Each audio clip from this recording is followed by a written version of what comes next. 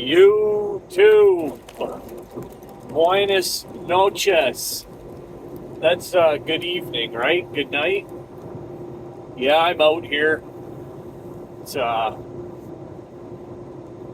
what, 2100 hours, 9 p.m. Eastern Standard. On my way up to the Milwaukee area. It's Sunday, so I don't usually, not too often, once in a while, I'll have to leave out Sunday to get to wherever I'm going for the morning. And, yeah, I'm not too appreciative of that, to be quite honest. Although it ends up being a good week hour-wise, right? Because you almost get that extra day. So, yeah, I don't mind. I mean, listen, it's that whole thing about being a trucker, right? I'm crying when I'm not busy, and I'm crying when there's too much work. I mean, but it's nice to be busy this time of year with Christmas around the corner. And I know, it's like the middle of September's driver's lounge. Like, what do you mean Christmas is around the corner? Well, for those of us that, that time goes by quick, man. It really does. And although I don't spend a fortune at Christmas, it's still nice to have that extra money, especially leading into the winter, in the flatbed season. Usually it slows down, and it was a slow summer. So I'll do it, right? I'll do it. And I've said this before. I'm not a no thank you, or I can't, or sorry, I'd like to help you out, but I can't. I'm generally speaking, I'm a yes man. And I find that in trucking especially, being a yes man when dealing with your dispatchers, dealing with your boss, and essentially that's who my boss is, my dispatcher, right? My dispatcher and the customers that I service are my boss. And so if I don't want them to give me a hard time, so like, let's just say I call them and I say, hey, I'd like to XYZ. I don't ever expect to get a no from them, because they never hear no come out of my mouth. But in the past, I've been that, I don't fucking think so. No, thank you. I'd rather not. Bullshit, right? And then next thing you know, you're looking like, what goes around comes around, basically. And so I try to, and I just find it makes things easier in trucking. Like, look I'm not sitting here saying I'm saying yes to every single, like, if it's going to put me in any type of jeopardy as far as my license or my ability to make money, then no, I'm certainly not saying yes to that shit. But when it comes to like just doing my job and work, listen, I don't want to go to Times Square. You think I want to go to Times Square? Why would anybody want to go to Times Square? No, I don't want to, but I went 3 times this year, right? 3 fucking times I went to Times Square. I know guys in the fleet that said no, they're not going. No, thank you. I'd rather not.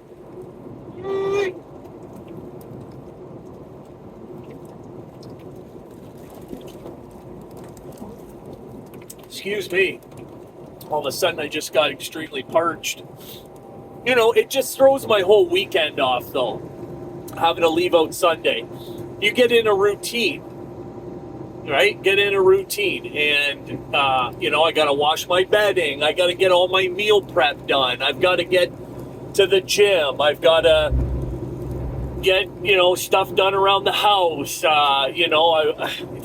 There's a routine. And it just pushes everything forward a day. So I find myself scrambling, and then I don't really enjoy my time off, really. I'm sure everybody can relate to that. But I'm sitting here complaining about going home every weekend, and I know that there's folks that watch this channel that haven't been home in months. So I do understand. It's all relative, right? It's all what you're accustomed to. It's all what you're used to. And I just happen to be in a position to get home every weekend, and when that gets cut short, it presents some difficulties, presents some issues. But nevertheless, here I am. I'm going up there, and 9 o'clock. I'm about 2 hours outside of Chicago. Okay. And I've got to go up to 294. And of course, if you want to go through Chicago up to 294 and 94, whatever, up that way, you definitely want to be doing it at this time of the night, right? You do. You just do. So I'm happy to be not like, it's 7 o'clock in the morning and I'm having to go up to Chicago and deal with that shit. And I've had people comment, like, driver's lounge, you get paid by the hour. What do you care how much? It's frustrating, right? Even though I could sit in traffic for 8 hours and get paid for every minute of it, it's still just, who wants to? I don't. I don't particularly want to do that. And I think most of us can understand. So I was watching this video as I was doing some meal prep. And, you want to know what I did for meal prep? Okay, that's a good question. This week, I did homemade, obviously it's homemade, it's meal prep. But I did refried beans, okay? I did black beans, so I got, like, black beans. I've got, I roasted off a chicken with some garlic and onions and some achiote and some dried peppers, like Mexican peppers, right? So basically, like crock pot, if you will, right? Chicken, peppers, onions, garlic, all the seasoning, and then let it cook down, and then tear it off the bone, basically shred it. So I've got chicken, and then shredded some cheese, then beans and tortillas and some rice. So it's Mexican week this week. So I'm looking forward to that. Honest to God, like if I've eaten outside of the truck 5 times in the last year, I'd be surprised. And I can't tell you how good it feels to be able to not have to do that. It's just, as far as everything's just so expensive, and just the health factor, right? I follow a couple of guys, last count I had like 36 trucking channels I sub to, right?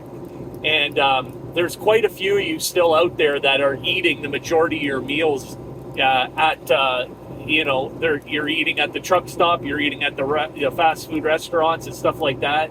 And, I just got to say, like, try to curb that behavior as soon as possible. It is not going to do you any good. And the couple of the guys I actually am a little concerned about, because they're my age, right? And we're not young anymore. And they're extremely overweight. And listen, you're going to wake up one day and you're going to go to get your medical card. You're going to have to go get your medical done, and it's going to be a whole thing where they're going to just say, sorry, right?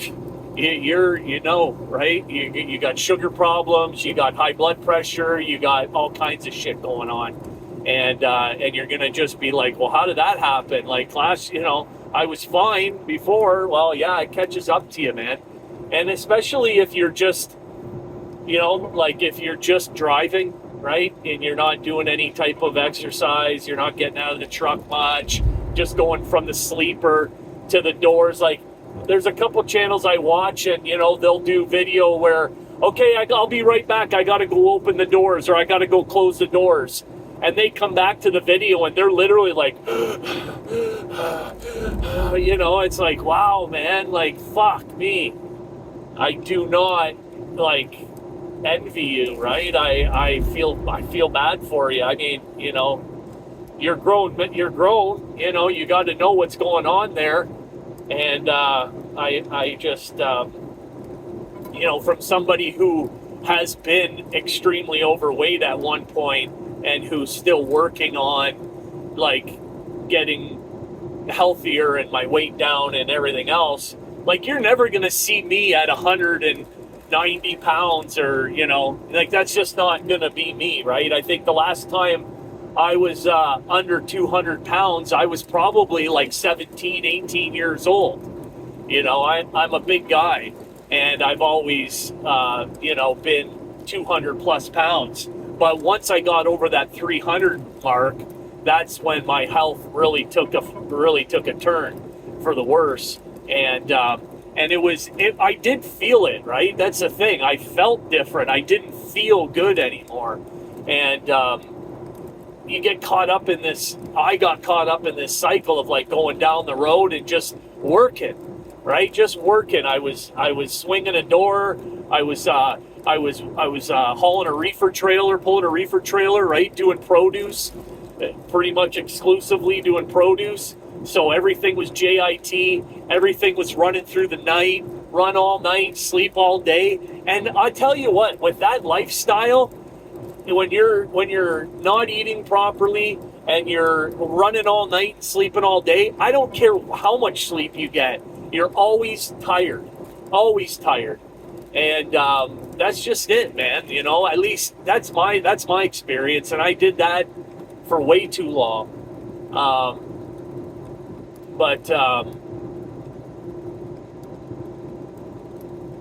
Yeah, I guess we went there, didn't we, with, like, talking about meal prep, and then we went off on that whole tangent. But yeah, for those of you who watch the channel, it's not a shot at anyone. Like I said, I've been there.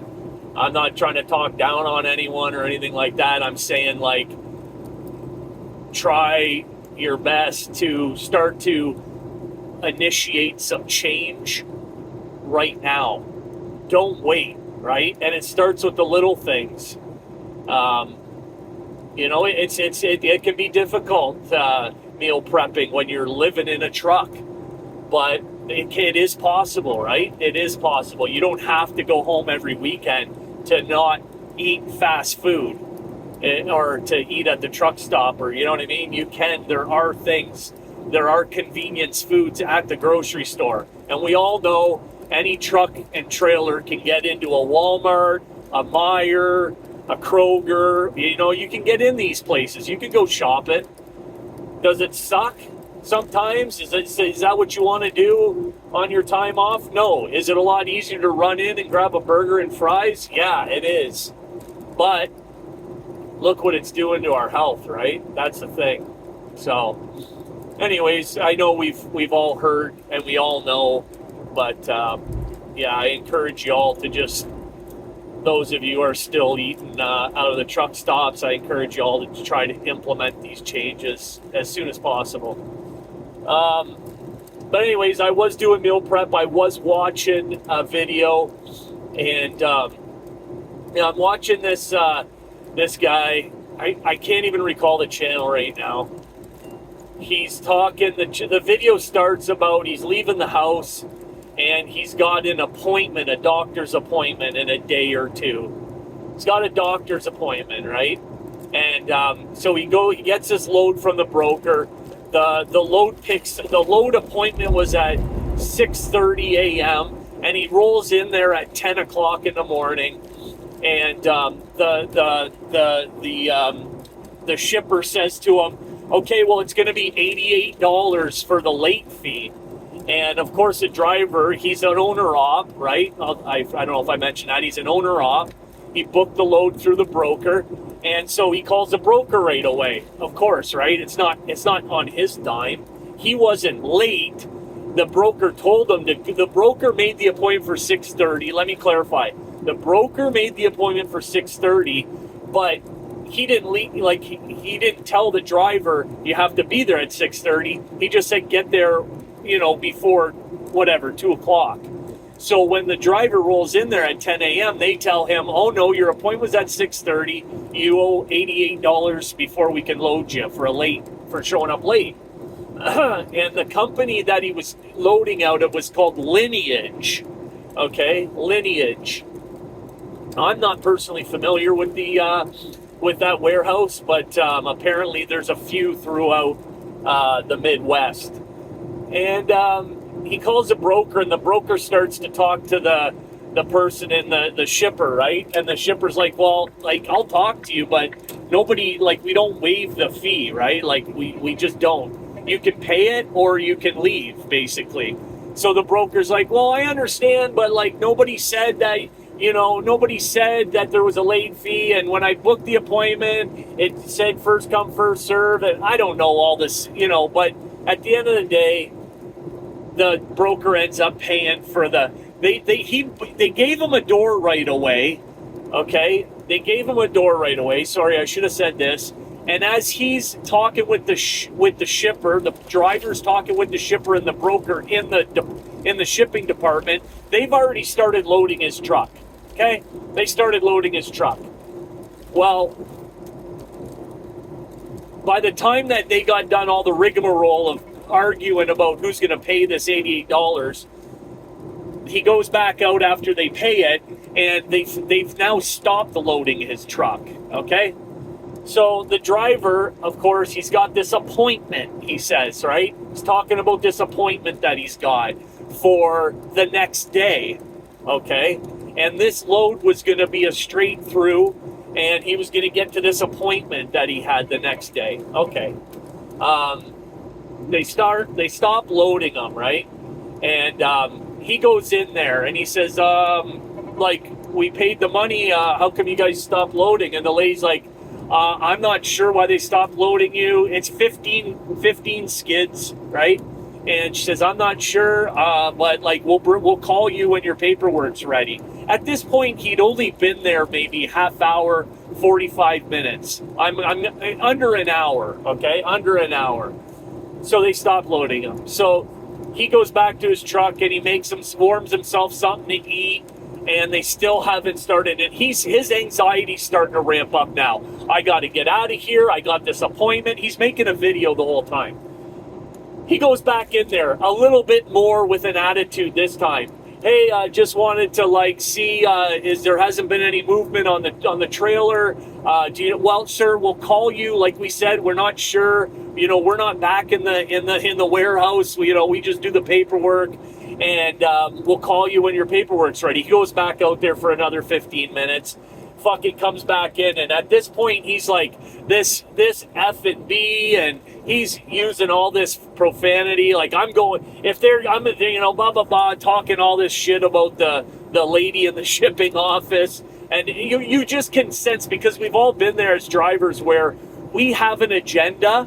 We have certain expectations, right?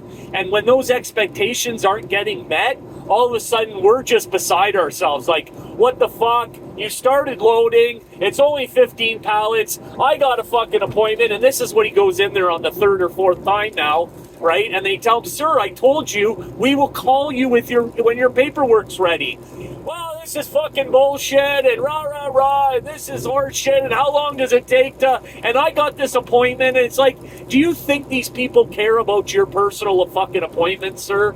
Do you? Right? And of course, I can't dismiss the fact that the way this person was of, I'm gonna say, new American descent, Middle Eastern descent is the kind of the accent that I got off of. And you all know, this isn't racist, this isn't prejudice, but you all know when dealing with shippers and receivers, when you talk to them, they're like, the worst people that they come across and come into contact with are the new Americans and Middle Eastern, East Indian. They always say the same thing. They're so fucking rude. They're fucking this and that. They think they're better, and they think they deserve better service than everyone else.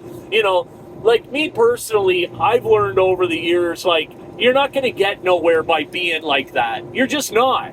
And I don't care if you're a fucking owner-operator, if you're a company driver. To them, a truck is a truck is a truck. A trailer is a trailer is a trailer. They do not give a fuck, right? They have their certain time. They're there. They punch a clock.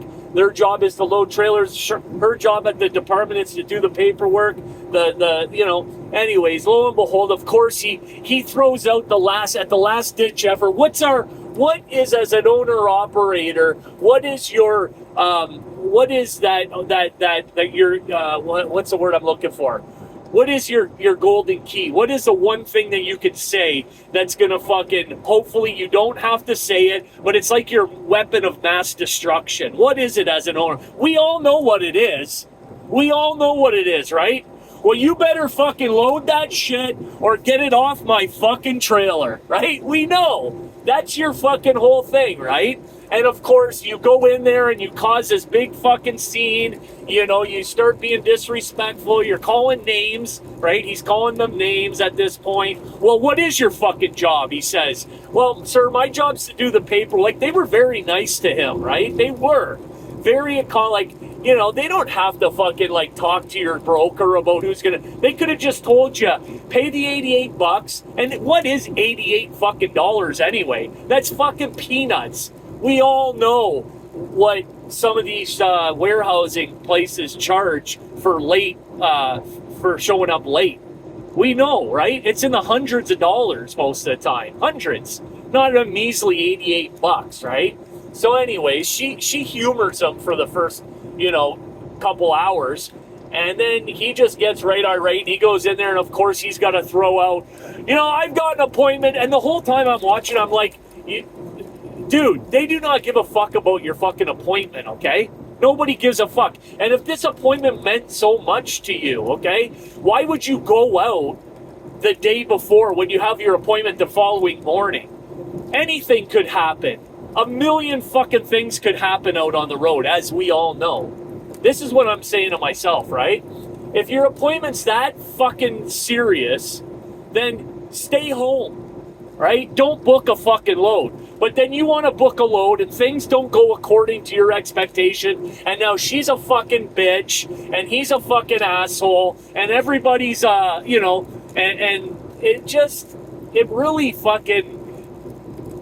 it really just watching the video is like, I don't know who you think you are, right? But you obviously think that you deserve fucking special treatment. And I guess that's the one thing that, the one characteristic of people that really tends to get me flared up is like the people that believe they deserve some sort of special treatment.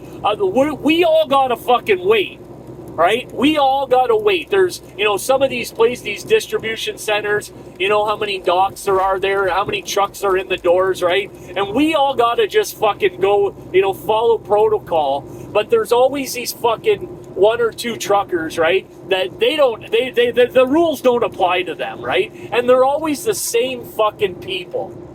It's always the same fucking people, right? And I'm just over it, right? I'm just like, you don't want to catch me in that shipping office and you're fucking talking to the shipper like that. Like, I'll let you know. Shut the fuck up. You know what I mean? I have no problem. Shut the fuck up. Get a fucking grip. Nobody fucking cares what you got going on. All right? We all got shit going on. Your shit is no more important than my shit or his shit or her shit. All right? So get a fucking grip. Okay? I don't know. Let me know what you guys think in the comments. You run across these people, right? These fucking flip-flop wearing, fucking safety vests, fucking, I don't know, man. It's always the same fucking people, right? They they don't have the disposition for trucking, right? What is one of the main characteristics, one of the main attributes you need as a truck driver? Patience, right? Patience. Everywhere you go is patience. We all know it's a hurry up and wait game. Hurry up and wait. And if you can't get your fucking head wrapped around that, you've got no business being in the trucking game. Like, go find something else to do. Go run a fucking paper route or something. You know, go. Try your hand at something else. I don't know what to tell you, but what it does is, and another reason why this gets me fired up is because how do you think, what kind of treatment do you think the next driver that goes in there, you know, just minding their own fucking business, goes in there to check in? Now he's got to deal with this shipping person that's in a bad mood because the last truck driver, you know, called her a fucking bitch and, you know, threatened, you know, and all this kind of bullshit, all this nonsense, this garbage, right? All this fucking bullshit. And then now you go in there and it's like, hey, how you doing? You know, and you don't get the hello, right? You don't get, they're all fucking clammed up. It's a big fucking attitude, right? Very cold. And that it's just, right? It affects everybody. So for all you, you know, for all you super truckers out there that think you got, you know, you always got to pull that fucking card, eh? Yeah, well, get me fucking loaded or get it off my fucking trailer. Like, fuck off. You know what I mean? Like, get a grip, grow up, you know. Everyone, you know, there's all kinds of reasons why, you know, oh, I had 3 fucking pallets. Yeah, we've all been there, man. We've all fucking been there. More times than we'd like to count. More times than we'd like to remember. But shit happens. You know, there's all kinds of reasons why shit fucks up. So, you know, I think it would do us all a lot of good if we all just had a little bit more patience. We were all a little bit more understanding, and I will say, don't let fucking drivers get away with this kind of behavior, talking to people like that. If you're around and they're fucking, you know, causing a scene and acting a fool, you know, don't be afraid to be like, you know what, you like, fuck off, man. You know, like, go outside and get a fucking grip, and when you can come back in and act like an adult, then come back in. Right? Don't let the fucking drivers get away with this shit. It's the same thing like I say in the fuel islands, right? I don't run around with my camera all the time. Fucking, yeah, okay, if I see somebody washing their floor mat washing the floor of their truck with a squeegee, then I might take some video of that, right? But, you know, somebody sitting in their truck, not fueling, and not pulled ahead. I'm not out there with my camera, right? But, you know, there are some extreme circumstances where I've been like, hey, can you move your truck ahead?